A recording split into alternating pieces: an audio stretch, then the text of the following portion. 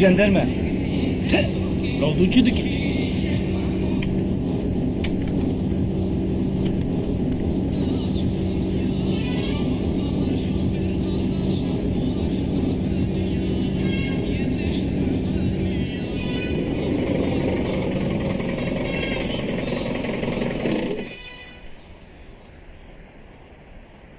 Erkekler insin, arama yapılacak. İnin.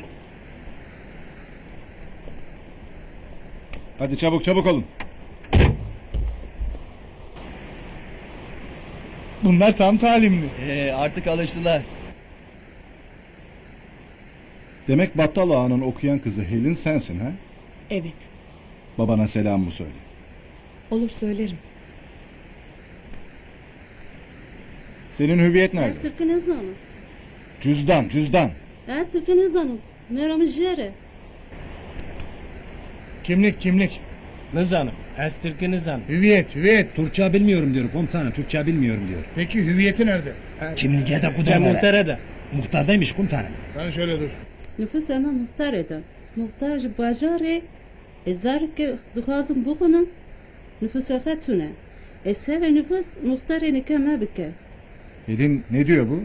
Nüfus cüzdanı muhtarda, muhtar şehirde. Çocukları okuyacak, cüzdanı yok. Muhtar nikahımızı kıyacak ki çocuğa cüzdan verebilsinler diyor. Ha. Kimlik.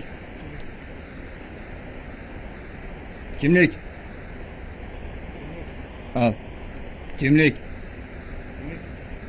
Al. Kimlik. Herhangi bir suç unsuru yoktur komutanım. Yalnız bu vatandaş kimliğini muhtara verdiğini söylüyor. Anlaşıldı. İçerideki kadının kocası. Hadi bin. Hadi çabuk olun.